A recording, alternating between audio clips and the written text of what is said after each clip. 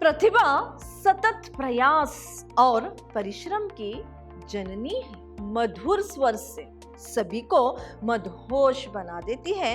क्या प्रतिभा उस स्वरों में छुपी बैठी है कि मैं बसती हूं जो जीवन से संघर्ष करते हुए।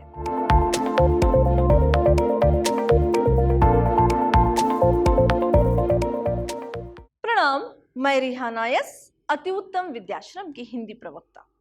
मेरे प्रिय विद्यार्थियों, आज मैं आपकी प्रथम पीयूसी की जो हिंदी साहित्य वैभव है, इसके द्वितीय सोपान यानी पद्य भाग से जो आधुनिक कविता है, प्रतिभा का मूल बिंदु, इसके बारे में जानकारी दूंगी।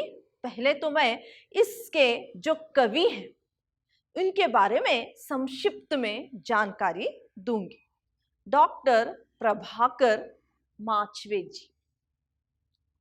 डॉक्टर प्रभाकर माचवे, जिनका जन्म 26 दिसंबर 1917 में मध्य प्रदेश में हुआ, ये कवि के अलावा एक शोधकर्ता, अनुवादक, उपन्यासकार, समीक्षक, संपादक, कहानीकार और निबंधकार भी है। इनकी रचनाएं इस प्रकार है: स्वप्नभंग, अनुक्षण, तेल की पकौड़ियां, मेपल आदि। इनकी मृत्यु 17 जून 1991 में हुई। जो प्रस्तुत कविता है, प्रतिभा के मूल की सैद्धांतिक समीक्षा की गई है, जिसमें अत्यधिक कल्पनाओं और अनुमान का प्रयोग ना करके कवि ने जीवन के संघर्ष पथ को अपनाया है। प्रतिभा सतत प्रयास और परिश्रम की जननी है। इस पद्य का पहला स्टैंजा इस प्रकार है। पहले तो मैं इसको पढ़ूंगी, फिर इसमें आए हुए कठिन शब्दों के बारे में बताकर इसके भावार्थ को बताऊंगी। पहला स्टैंजा इस प्रकार है: कहाँ जन्म है तेरा, मैंने पूछा जब प्रतिभा से, महलों में, गुलगुले गलीचों पर, गुलाब की क्यारी में, वृद्धों की चिंता में, बच्चों की दंतहीन किलकारी में, बोलो तुम रहती कहाँ, जानने को हम सब हैं कितने प्यासे। प्रतिभा यानी टैलेंट। यहां पर जो कठिन शब्द हैं इस प्रकार है: क्यारी यानी फूलों के जो बगीचों में फूल भरे होते हैं उसको बताते हैं। फिर दंतहीन, जिसके दांत ना हो। फिर प्यासे, थर्स्टी। इस पहले स्टैंजा में कवि पूछ रहे हैं प्रतिभा से कि तेरा जन्म कहाँ हुआ है? क्या तेरा जन्म बड़े बड़े महलों में हुआ है? क्या चिकने चमकीले जो फर्श होता है उस पर मखमले बिछोने होते हैं, जो मखमल के बिछोने होते, उसमें तेरा जन्म हुआ है? क्या तेरा जन्म क्या है गुलाब से भरे हुए बगीचों की क्यारी है उसमें हुआ है? क्या या जो बूढ़े होते हैं, वृद्ध होते हैं, वृद्धा, वो वृद्धों के जो चिंता है उसमें तेरा जन्म हुआ है? या जो बच्चों को अभी तक दांत नहीं आए, ऐसे मासूम बच्चों की किलकारी में, यानी जो मासूम बच्चों की हंसी होती है उसमें क्या तू छुपी बैठी है?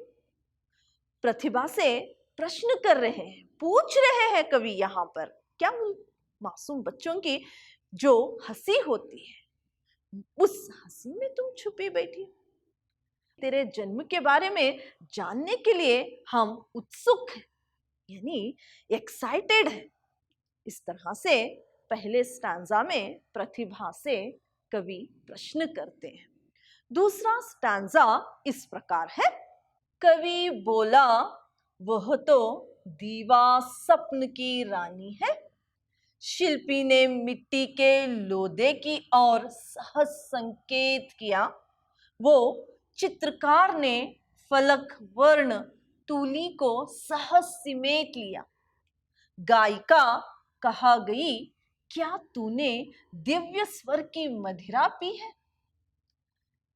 दीवा सपनों यानी दिन में सपने देखने वाला। फिर यहां पर दिव्य यानी पवित्र और मदिरा यानी शराब। इस स्टैंजा में कवि कह रहे हैं कि क्या जो दिन में सपने देखता है, उस सपनों में क्या प्रतिभा छिपी बैठी है, क्या उस सपनों में है, उस सपनों की रानी है तू। फिर बता रहे हैं कि जो शिल्पी मिट्टी के लोदों से यानी मिट्टी से जो मूर्तियां बनाता है के अंदर है, या जो रंगों को लेकर रंगों को मिलाकर चित्रकार जो बहुत ही अच्छी तरह चित्र बनाते हैं, आकर्षित चित्र बनाते हैं, उसमें प्रतिभा है।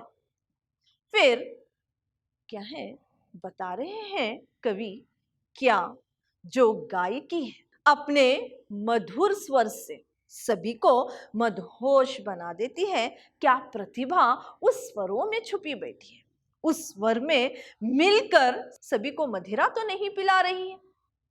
इस तरह से फिर से प्रतिभा से प्रश्न पूछ रहे हैं। तो अगला स्टांजा इस प्रकार है।